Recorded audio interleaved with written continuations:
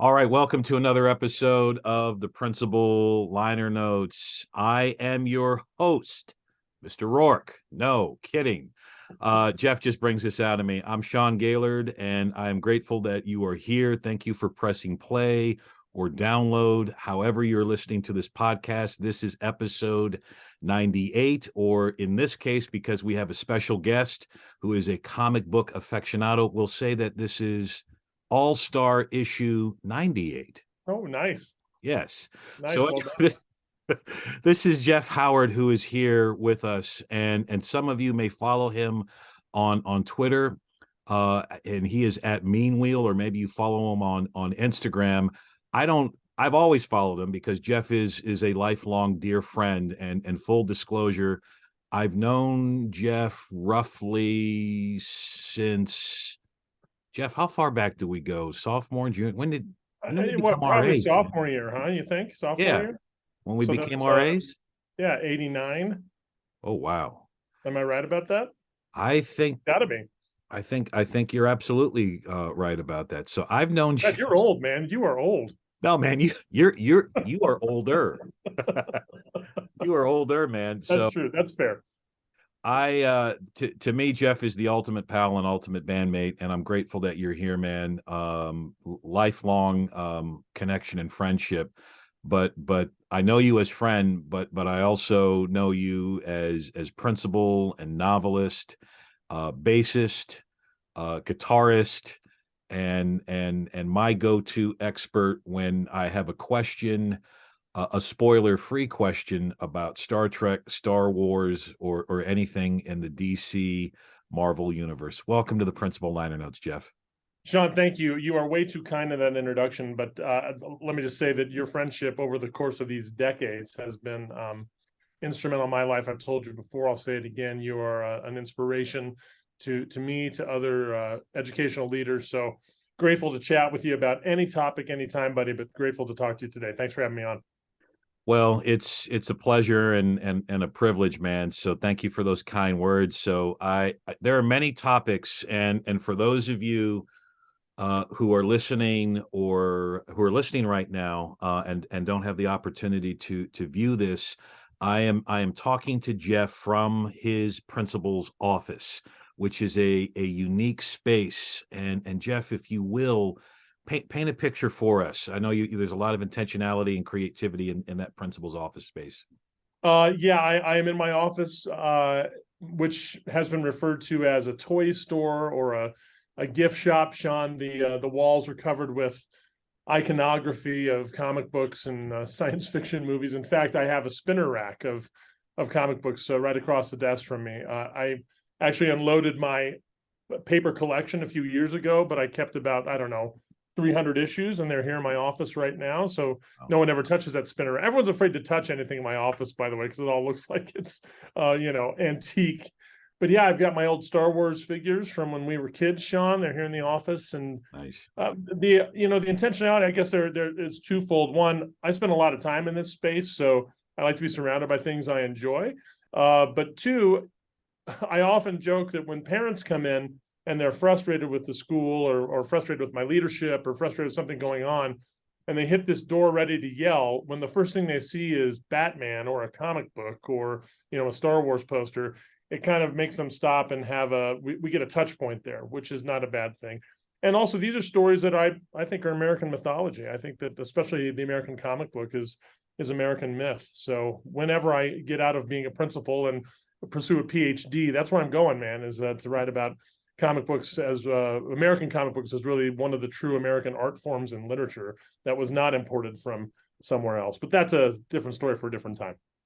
Well, and that's so true, and I think back to, our days at Catholic University and visiting, your space when you lived at Gibbons. A little nod there to anybody who may be listening from that era, or when you and I were RAs together in Flather. Your room was always an inviting space, and you filled it with, you had all of those kind of things that were important to you.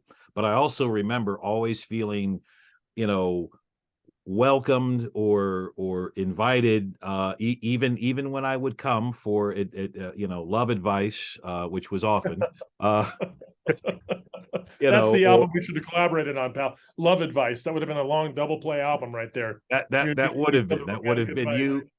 you playing the guitar and me doing some sort of existential, misanthropic rant, which that is kind of true.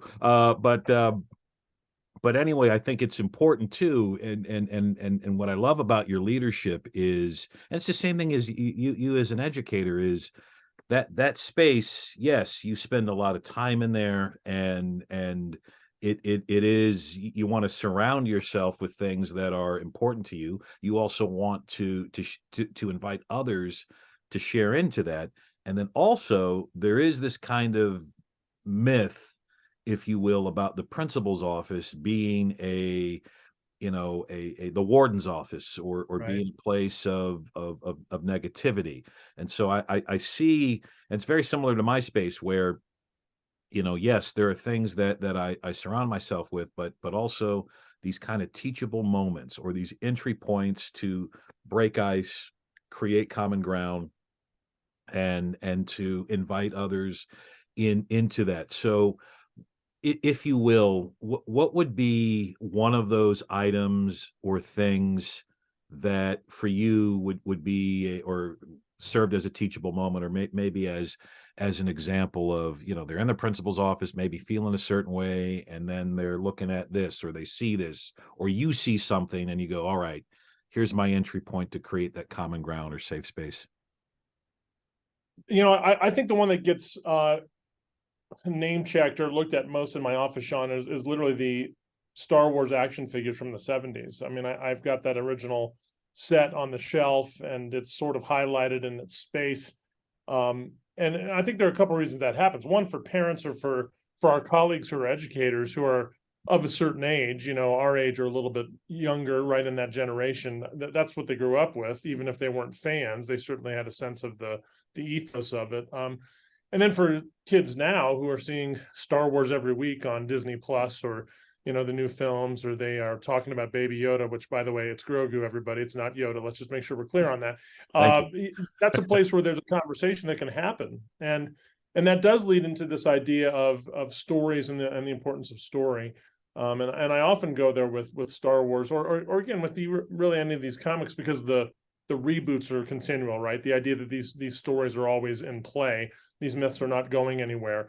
It gives an opportunity to have a touch point on something that is not whatever the issue is. And I could probably give you example after example of times I've been able to connect, for good or for ill, Sean, some issue going on in my office to some comic book I've read, or some film I've seen, or an episode of Star Trek, which I'm happy to share with people who are fans and non-fans alike. And whether they come at that from a place of responding to me with like, oh, here he goes again, or they're like, oh yeah, no, I get that, I understand what you're talking about, that's still a place where we break down whatever barrier whatever issues between us, whatever thing has come to this office. Because you're right, going to the principal's office has such a negative connotation. I never want it to be that. I want the door to be open. I want it to be inviting. I want us to be able to talk about pieces of our lives authentically, that then play into what we're talking about, that might be a little more difficult to access. No, I greatly appreciate that. That's and there is something too, and you touched upon this, and I appreciate the nod to comic books being a serious form of literature, and a serious form of storytelling. And as a kid, I had the Luke Skywalker poster up. I had the action figures. I remember getting my brother and I mailing away for the Star Wars early Yeah. bird, figures, and the first four, and we were like checking the mailbox every day. And, so I really focused on, and I love comic books too. I'm a big Batman, Spider-Man, Superman, Hulk. Those were like my go-tos. And so I always focused on the protagonist, the hero, their journey. And the older I've gotten, and maybe not as old as you, but You'll never catch up, pal. You'll but never catch up. exactly. but I've become very fascinated with origin stories and how heroes came to be, because I feel as educators we are part of the origin story of our students, the students Mm. who will become the next Wonder Woman, so to speak, or Iron Man, or Spider Man, or Luke Skywalker, or Ray, or Captain Kirk. And now when I watch a Star Trek film, or the Dark Knight trilogy, or read a comic, I focus now on the mentor. I focus on the teacher, that person that influenced and changed the hero for the better. Now we're getting into some Joseph Campbell stuff, but Sure. but for you, what are those kind of, as a leader, as an educator, who are those kind of standouts for you as mentors in popular culture, or in that ethos of DC and Marvel and science fiction? That's a really interesting concept, Sean. I just want to tell you that I have never once thought about the work we do the way you just described it, in the sense of of that mentor role in the origin story of our students. That is a beautiful, beautiful metaphor, buddy. I'm going to live with Thanks, that one man. for a while. I Thanks, really pal. love that. As you were talking about mentors and mentor roles, I was thinking about the latest Batman reboot, and I thought Robert Pattinson was a great Batman. That movie may have pushed a little bit too much into the darkness of the character for me. I think we sometimes lose that heroic idea of Batman, although it got there by the end, and that's not your question. But it's Yeah. interesting when you're developing that film and you're paying attention to the casting, and here it is, that, oh, Robert Pattinson's going to play Batman. Oh, Paul Dano's going to be the Riddler, and you're kind of waiting for that. Alfred's always mentioned. The actor who plays Alfred is always kind of mentioned. And you look at the last three iterations of Batman, you've put some pretty powerful second bananas in there, right? I mean, Michael Caine for the Christian Bale Batman, Yeah. Jeremy Irons for Ben Affleck Batman, and now Andy Serkis for the Pattinson Batman. Those are critical parts of the mythos. And I think it points to what you're saying. That character of Alfred, who in the comics right now is deceased, which is a big part of the story. They've killed Alfred off. Mm. To see Batman without that figure, that's a powerful part of his story, that he's had this conscience. And we could go into all the id, superego. We could do all of that analysis of these archetypal characters. But I find Alfred in the comics anyway one of the more powerful mentor figures. And in some expanded DC Universe comic book stuff, you see him as not just a mentor for the Batman family, but for other superheroes. That Superman will rely on Alfred for advice. And there's this idea Man. that he just played that role for people. And I think actually the extended Zack Snyder Justice League touched on that when they had extended scenes with Alfred in that film and saw him kind of mentoring the whole group. So I think Alfred's a powerful figure in the comic book universe of mentor. But that's really an interesting idea, Sean, the idea of teachers as pieces of the origin story of heroes. That's very cool. Oh, thanks, man. And Michael Caine, for me, for my money, because again, Alfred growing up, I mean, was, kind of goofy, not goofy, but very the stereotypical British butler, and very one-dimensional. You know, and Caine, what I love about Michael Caine's Alfred is we see Alfred as this teacher, this father figure, this person who's really, takes the I'm protecting the legacy of the Wayne family, right? And I've Right. got to and I'm basically going to carry on the work of a man who I admire, and I'm a protector. I mean, there's so many things there that we as teachers and leaders can draw from. Now, to take a similar page, and I'm with you on Robert Pattinson as Batman, but I am biased towards Christian Bale, uh, um, and but I tell you, pal, I cannot wait until June of this year, with the return of Michael Keaton as Batman in the Flash. I hope, I know there's been some rumblings as you've been following the DC universe and movie universe with recasting and cutting series and things. So I hope we get a chance to see the Batman that after Adam West that you and I grew up with, um, in full action effect. I remember going to see Batman Returns with you years ago upon its opening, and your Yes. excitement. Yeah, I'm with you on both those things, and I don't know if you've been following the most recent, rumblings out of Hollywood about the Flash, but it's apparently testing at the Dark Knight levels or Spider-Man No Way Home levels. Apparently, it's just a really well done DC Universe movie. So I'll be happy to see Keaton back in the Cal after the unfortunate, I think, cancellation of the Latinx Batgirl movie. I thought that was unfortunate, and we would have seen him in that too. But I'm excited to see him back in the Cal for sure. Agreed. I was looking forward to that Batgirl reboot, and how that at one point, Keaton was going to his Bruce Wayne Batman was going to be like what Samuel L. Jackson's Nick Fury, another mentor teacher, is to the Right. Marvel Cinematic Universe. Keaton's Batman Bruce Wayne was going to be the same. So I don't know. I mean, again, I wish Warner Brothers or whoever, HBO, would call us. We've got it Yeah. all figured out, man. So We could help them. I mean, maybe they'll get this podcast and they'll figure it out, Sean. They'll get a hold of us. yeah. John Favreau, if you're listening, Jeff Howard, executive producer for season 3 of The Mandalorian. Um, and God, it's just great talking and geeking out with you on this stuff. But I don't get out much. But anyway, You're a principal, of course you don't. well, yeah, exactly. So at the end of The Dark Knight Rises, and I have this quote in my office that my daughter did a very beautiful graphic design of. I love this already. It doesn't matter what the quote is. I love the fact that your daughter did it. That is beautiful. Thanks, man. Yeah, you and I are both dads, and we the kids are our kids are the center of the universe, right? So Amen. the quote that she took from the film is, and I'll paraphrase it a little bit, is when Batman, says to Jim Gordon, a hero can be anybody, and something as simple as putting a coat around a boy's shoulders and letting him know that the world hasn't ended. And then that flashes back to young Bruce Wayne, Jim Gordon as a beginning cop, and Jim Gordon does that simple act of kindness for this grieving boy who has just witnessed the horrendous murder of his parents.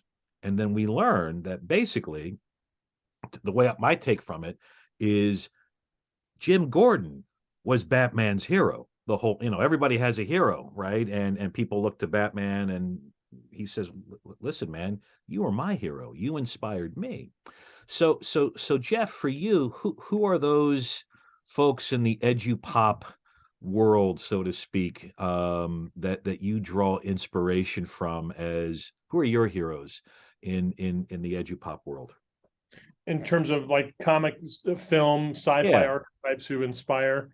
Sean, it's hard for me because it was so formative in my childhood to go much past the Star Trek universe for this question, honestly, and Captain Kirk to a certain extent. And I'll talk for a moment or two about this. When I was a kid, the schools in my district were overpopulated. So they did split schedules both for kindergarten, and I was a kindergartner in the story I'm going to tell you, and for middle school. My next door neighbor, Scott, was in 7th grade. I was a kindergartner, and my parents, who both worked, didn't know what to do with me in the afternoons. I was going to school in the morning and coming home. So they actually had Scott, our 7th grade neighbor, watch me essentially until my mom could get home, get freed up to watch me. And in the afternoons, Scott would bring me down to their basement. We would watch Star Trek. Because it was showing in the afternoons. And so when I think of mentors in my life or people who influenced me, there was Scott as a friend who, as a middle school or 7th grader, I'm sure what he really wanted to do at this time was hang out with a kindergartner, but he did it. And that's a powerful memory for me. But watching Star Trek was a thing, and really, vibing with Captain Kirk and just Shatner's performance in the original series. And I think we tend to, when we look back on it, especially in popular culture now, think it's this overwrought William Shatnerisms all the time. And it got there, certainly, but it wasn't. William Shatner was a really excellent actor. And just his role on the show as captain and hero, yes, but as mentor. And then as the story develops and we see Kirk over the films and into his later part of his life in that mentor role. I've always found him to be a powerful figure in that. And I'll give you just a couple quick examples. His Star Trek II, of course, maybe some would argue the pinnacle of the entire Star Trek franchise. And I don't think I would try and dissuade anybody from that notion. We see a captain who understands his crew, his ship, his people, and he's not even a captain at that point, right? He's risen to the admiralty, and he hasn't wanted to, but he's felt like he's had to do that. A guy who's actually in that film trying to empower people around him, whereas in the first film he's trying to take power away from people. He's grown and he's empowering those around him. He doesn't want to be captain anymore. He tries to leave the ship to Spock.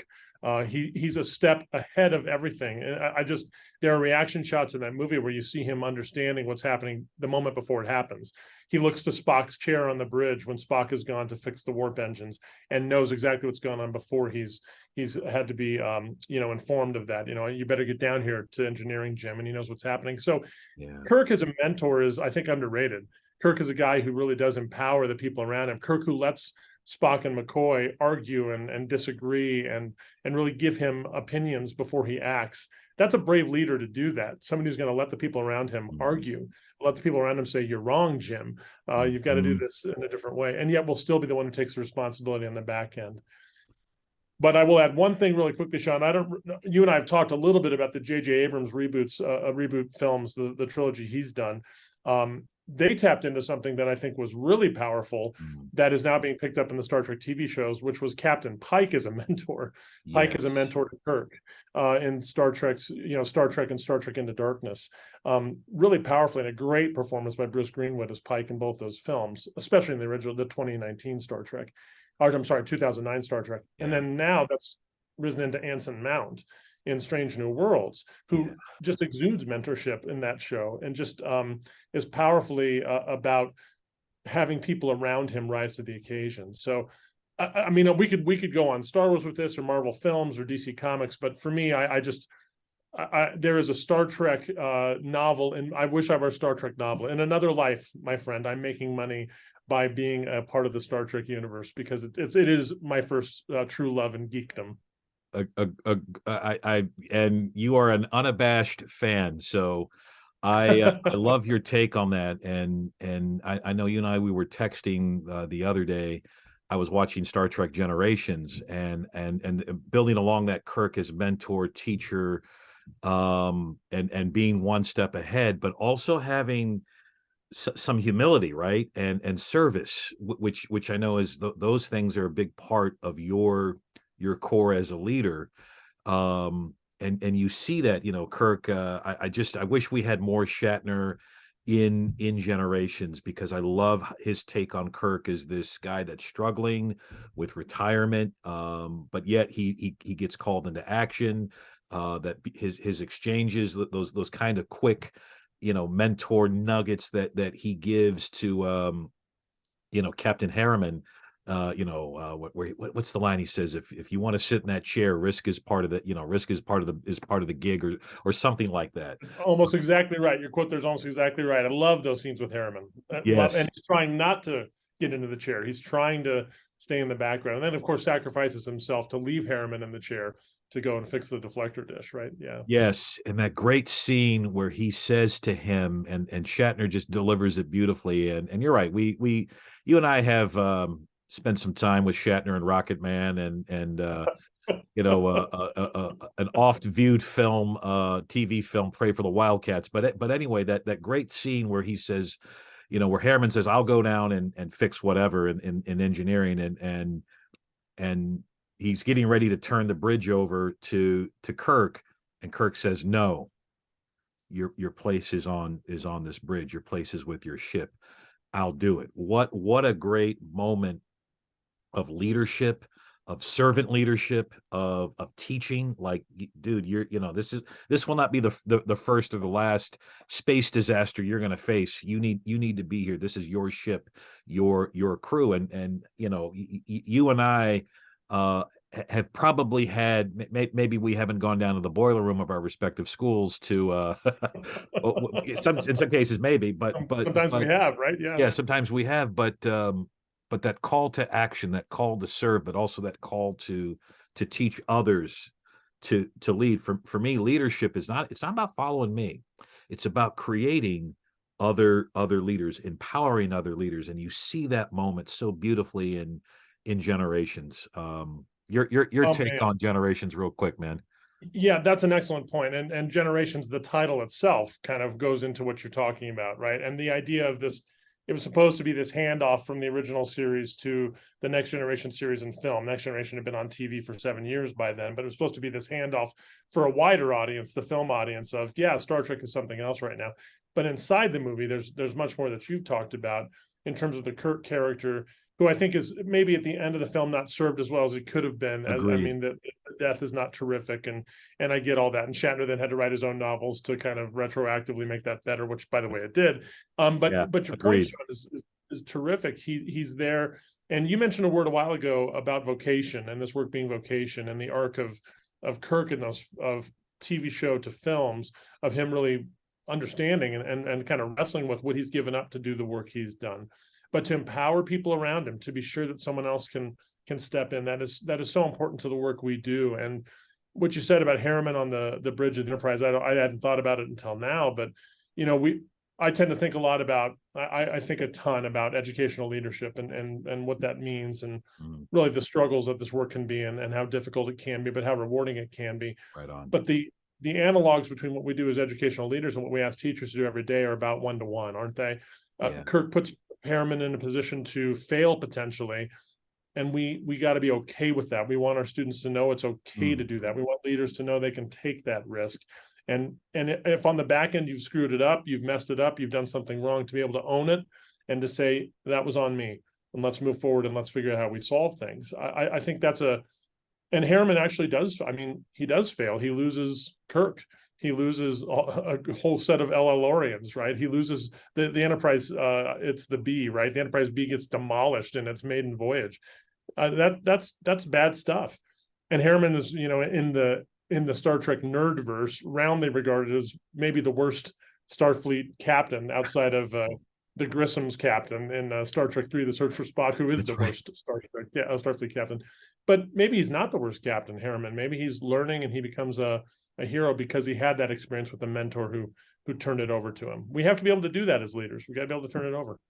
You're right, man. And and I know somewhere in Star Trek nerdverse fan fiction that, and when they were doing the fan films, I think there's a Harriman resurgence, right? Doesn't the actor, I forget who's the guy's name? I want to say Cameron from Oh my gosh, he's on Succession now. If you'd asked me at any other time, I could come up with Alan Ruck. Alan Ruck. We got there at the same time. You Alan did, Ruck. pal. But I do think, Jeff, and this is a great segue to your books. And I don't know what you're working on right now, but I see that would be a novel I'd want to read, a Captain Harriman, origin story, aftermath of Generations, coming to terms with the humiliation of the destruction of Enterprise B and Kirk's death and all of those things. I don't know, man. That's a script or a blog I post think or the something, comics man. touched on it. I think you're right. I think the comics delved into that a bit, but yeah, because it can't all. I guess, Sean, for some leaders, there is there's a confidence, and you always feel like you're in the know. You feel like you're in the right. You feel like your instincts are always accurate. I don't think I've ever been that guy. My take is primarily, I'm going to do what I do, and I'm going to make mistakes, and I'm going to own them, and I'm not always confident what I'm doing. I'll project confidence when I need to, and I'll step into the void and say, no, I'll do it, and I'll go try and fix a deflector dish. I mean, I will do that as a leader, but typically my thought is, I'm probably not doing this the way, I don't want to say right, but there are probably 10 other ways to do what I'm about to do. And if you had 10 people around the table, maybe 8 of them would do a better job than I'm doing, but I'm the one sitting in the center seat right now. So I'm going to step in to do that. I just have never been a guy who wants to lead from a place of, I'm right, you're wrong, just follow me. Right Mainly on. I lead from a place of, I happen to be the one who's dumb enough to take on this role. Let's empower each other so we get the school going in the right direction.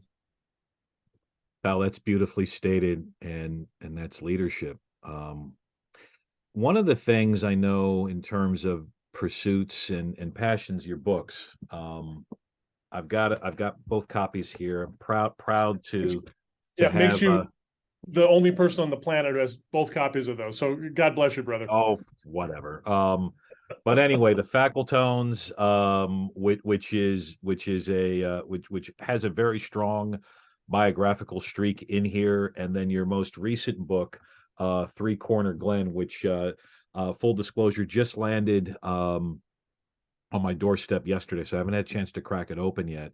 Both books, those of you who are listening and viewing and tuning in, are available on Amazon. And I highly recommend supporting my friend, who is also not only a great leader and principal, but also a novelist. And John Irving, look out. So Jeff, if you will, just maybe a little bit about your books and your process there. You're really way too kind, Sean. Just I guess briefly about the books. I'll start in reverse order.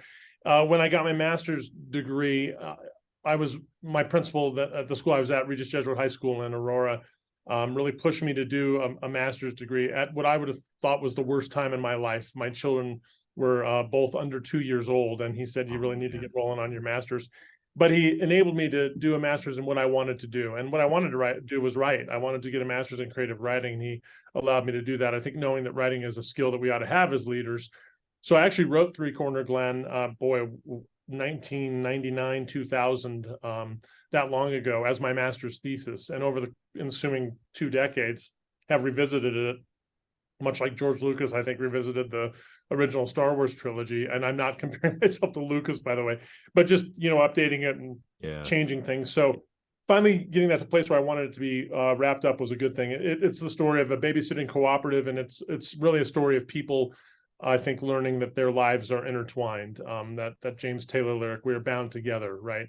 How important that is, that we understand that we touch one another, and our lives are changed for the better, and sometimes in a more challenging way from the interactions we have. And so it's a story of a babysitting cooperative that comes together to babysit each other's kids, and a decade in their lives, in a little enclave of Denver called Three Corner Glen. So that's that story. And the Facletones is a faux oral history of a high school teacher cover band.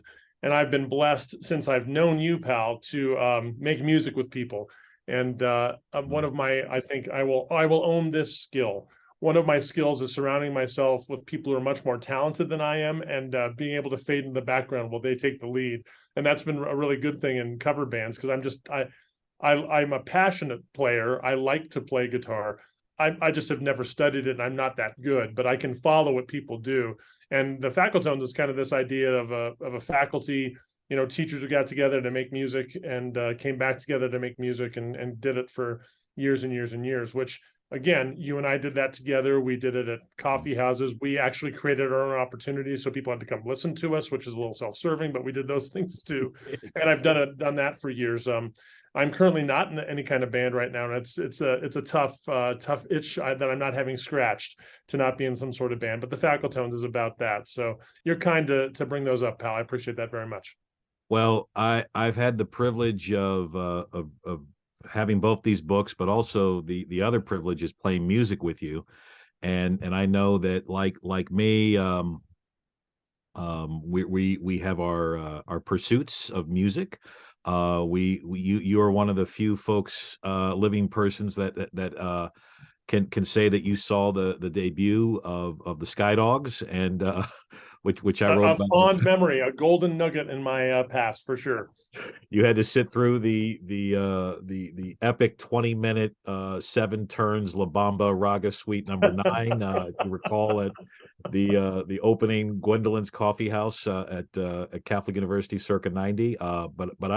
But you undersell yourself, man, and I have seen you, whether it was the Gibbon series, Gwendolyn's, where your versions of Thunder Road, which would bring a tear to folks' eyes in a good way.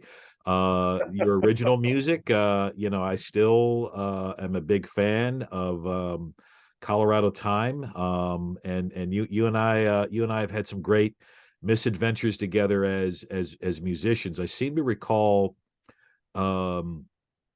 us doing some sort of hybrid of Neil Diamond's Cherry Cherry, and then segging into some sort of Mambo Kings Fantasia. So real quickly, before before we go, I have some records from the record collection, and we'll just do quick free association, man. So Oof. Okay, uh, pal.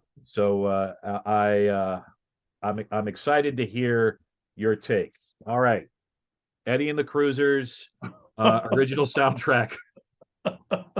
Words and music, man. Words and music. That is my free association for Eddie and the Cruisers. What a great soundtrack Eddie and the Cruisers is. It really is. Underrated film, underrated book. Michael Paré, Yeah. Tom Berenger, Noise on Tap, my high school band did oh, no. on the dark side. We did on the dark side. Yeah, absolutely. Wow. Yeah. Noise on Tap reunion tour. When's it happening, Jeff? I got to talk to the leader. He does. Boy, I was thinking about him, Sean. He's a lighting director for the touring company of Hamilton. So he's in the real deal. That's what he wanted to do with his life. He's doing it. So that's pretty cool. Well, that's actually a good segue to the next album, which is I know you're a big fan of this. Jesus Christ Superstar. Yeah, a powerful music. I mean, music that just spans generations. And all you had to see was John Legend is in the latest live performances. Christ, it was amazing. Yeah, what powerful music. I always thought the best role on the show was Judas, though. The best role on the show was Judas. Absolutely. And Sarah Bareilles as Mary Magdalene was oh my God. So you and I are children of the 70s, and I know we grew up with the Ted Neely, Carl Anderson film, which was also epic. All right. Here we go. Neil Diamond classics. Yeah, I mean, Neil. If Star Trek is my love in pop culture, Neil is my love in music. So, yeah, the classics. So many tunes. I've been thinking about Neil a lot because I'm worried this is the year we're going to lose Neil. That I mean, he is just not well, right? The Parkinson's is going pretty quickly for him. But man, I was thinking about the song Stones. I mean, I love that tune. Love that tune. Well, I don't have Stones, Jeff, but I have an album that I know you introduced me to this album. This is actually one of my favorite Neil albums, Moods. Do you know that I have the vinyl in my garage now of Moods? I have that same album. Yeah. Yeah. There's a lot on here, man. Song Sung Blue, Captain Sunshine, Porcupine Pie, which you have covered. And you know what's interesting about Neil, and we could do a whole thing on Neil Diamond and William Shatner, but a guy who is okay to lampoon himself. It's okay to have fun with it. It's okay not to be so serious all the time. I love that about Neil Diamond. Well, pal, one other thing, and I remember, and this is the copy that I still have that I picked up at some used bookstore, DuPont Circle in DC, and I remember introducing you to this album and you coveting this album for a little bit, and I had to tear it away from you. I think you eventually got it on CD, but this little gem here, man. The only thing you need to know about Neil Diamond Gold is the cover image. I mean, it's got great music on it, but that cover image is so evocative of a place and a time. That, by the way, let's be honest, is when we were 2 or 3 years old. We had no idea what was going on when this album was coming out. What a great album. It really is. Neil Diamond Gold live at the Troubadour, the famous Troubadour in Los Angeles. And you and I have always debated between, this Neil, which I tend to fall back on, and then of course this Neil, Hot August Night, and then eventually you've gladly put on the Sequins, you've put on Lovescape, but Hot August Night is really an amazing album. You introduced me to this album, and I remember coming to your room at Flather, and I needed to borrow something. I don't know, liquid paper or something, and liquid paper. There's your Monkees reference. I knew you'd work it in. Thank you. And you were playing this album, and you had Morningside on, great tune. Which is a great tune, man. And you and I saw Neil in concert. Was that the first time for you for seeing? That was my first time for seeing. That was my first time too. Yes. Yeah. And I remember us seeing Morningside, or he did Morningside, and we just kind of some laughter from that video and playing the chess. But your thoughts on this album, man? Yeah, I believe, Sean, and I'm not a music. You are the music guy, and you know a lot more about music and the history of American rock and soft rock and classic rock than I do. But I gotta believe Hot August Night on a serious critics list of the top 100 albums in American history would have to be on that list, wouldn't it? I mean, it is so powerful. And you think about what he was doing, right? That he's at the Greek and it's sold out for nights in a row, and he's just cranking out hit after hit after hit and bringing that crowd with him. It's powerful. It's a great album. I don't think he ever got back to that zenith. I think that was it. I mean, he had highs and highs afterwards, but that was powerful. And what a great band too. I mean, his band was just tight and right, and just some great moments here. The orchestration, it really is beautiful. It's a beautiful album. You know what, you said orchestration. That was a mistake by you, because one of I think an overlap between the orchestration of Hot August Night and Star Trek the Motion Picture is Jerry Goldsmith's overture before Star Trek the Motion Picture, which I just find one of the best pieces of music in Star Trek history. And it's interesting to me that those things are happening relatively at the same time, within 5 to 7 years of each other. Yeah. You get these powerfully orchestrated, obviously films are going to be orchestrated in that fashion, and you get this overture for Hot August Night that is just it's amazing. It's amazing stuff. Well, you're the only guy I know, and I remember this in college, that you had all of these symphonic Star Trek albums, and you would play them quite a bit. And I remember again another time when I either came to your room, and I felt like I was very much like the Kramer to your Seinfeld during those times. Borrowing something, taking something. But anyway, maybe I needed a soda pop or something, and which I always had in supply. Yes, but I seem to remember you playing, Amok Time, from Star Trek, which is another great segue to this. Oh, the transformed man, William Shatner. Again, we get to this place, I think culturally, of just laughing at Shatner and thinking he's just this buffoon. And guy has some talent, man. The Transformed Man was a concept album. It wasn't just a novelty record. This isn't something he was doing as a novelty. This was a concept album. It was, and it is lampooned, but I mean, it's you've got popular songs of the day. This album came out in '68. You've got Mr. Tambourine Man, Lucy in the Sky with Diamonds, the Beatles, of course. But then these little literary nuggets, and I used this album when I taught English, man. I mean, I've played his Romeo and Juliet, balcony, monologue here. I've played Hamlet. I've played, theme from Cyrano, which is, I mean, this is the real deal, man. Yeah, there's a reason that he worked with Ben Folds later in his life, right? I mean, people, and it wasn't just, let's bring Shatner on. It was, there's some talent here. So I love that album. Love that album. No, I do too, and good nod to Ben Folds. Very long story short, we'll have to have another conversation about this. But Ben Folds is a native of Winston-Salem, North Carolina, and nice. And Ben Folds, for those of you, if you're familiar with the Ben Folds Five or any of Ben Folds a cappella and symphonic pieces, truly a great musician here from my town of Winston-Salem. And I was also the proud principal at 2 of his former schools. I was principal at Moore, where he went to elementary school, and then I was principal, and before that I was principal at Wiley Magnet Middle School, and had the great honor of dedicating our band room to his mentor, Chick Shelton, and had a few phone conversations with Ben Folds too when we were doing that. And come on, I didn't know that, man. Yeah, man. He's the real deal, but also very much inspired, seriously, by the Transform Man, so much so that he produced that great album of Shatner's, Has Been, that came out, maybe 10, 12 years ago, 15 It might be longer than that. Yeah, it might be longer. Yeah, right.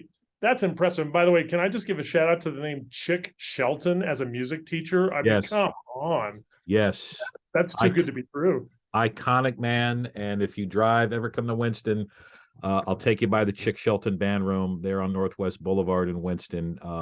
Had the honor to meet him and his wife years ago, and his influence on not just Ben Folds, but his impact on students and music, and igniting that creativity and being that kind of leader, just like the ones that we've talked about, that saw something in others and sparked them to do great things. And that's something, Jeff, that you as an educator and as a school leader, I know that you've done beautifully, you continue to do so, and I'm grateful for our time here.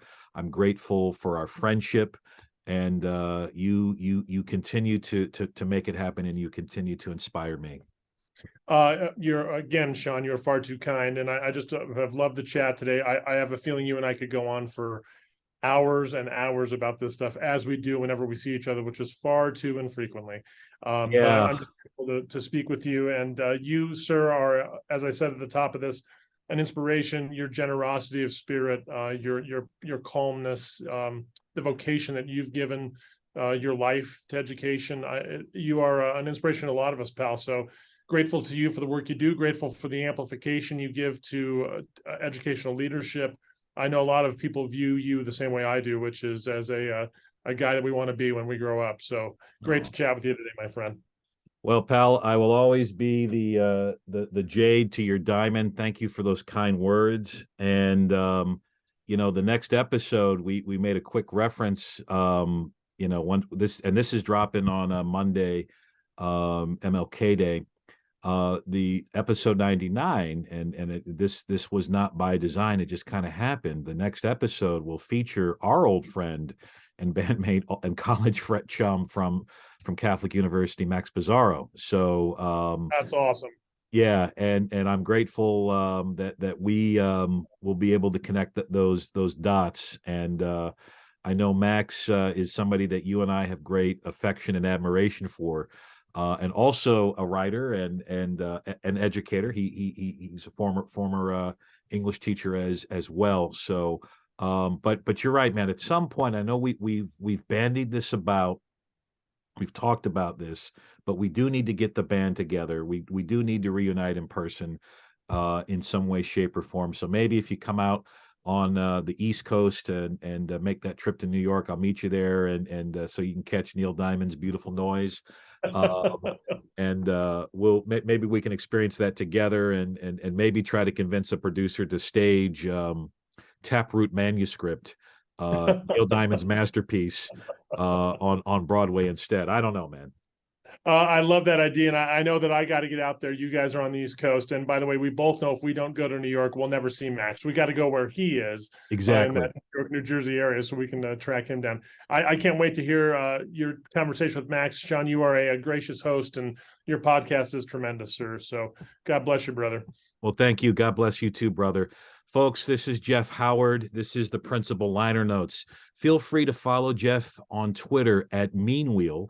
You should also subscribe to and check out his wonderful blog, where you can find film reviews, musings on films and popular culture and music, and there's also a very strong biographical stretch in there as well, and it's called "And There Came a Day," and that's off of WordPress. So please be sure to check that out. And again, his 2 novels are available on Amazon: The Facletones, an oral history, and then his most recent book, Three Corner Glen. Jeff, thank you again. God bless you. The wonderful high school of Mullen High School is lucky to have your leadership. Blessings to you and them, and thanks for being my reason, not only just to celebrate Monday, but to celebrate life and to celebrate friendship. So thank you so much, pal. Thank you, sir. And it's one of the sadnesses of my career that we never worked together in the same school, but we work together every day in the work we do. That's right. That's right. We do. And in fact, we just missed each other at one point, because you're the reason why I taught at Bishop McNamara. I took your gig. I got your gig when you moved on. You got my gig. That's right. God bless you, my friend. God bless you too. Thank you so much, guys. Again, the Principal Liner Notes, episode 98, Jeff Howard. Thank you all for tuning in. And as always, there is a flip side to the record, and I hope to catch you there. And I know my pal and bandmate Jeff will be there to catch you as well.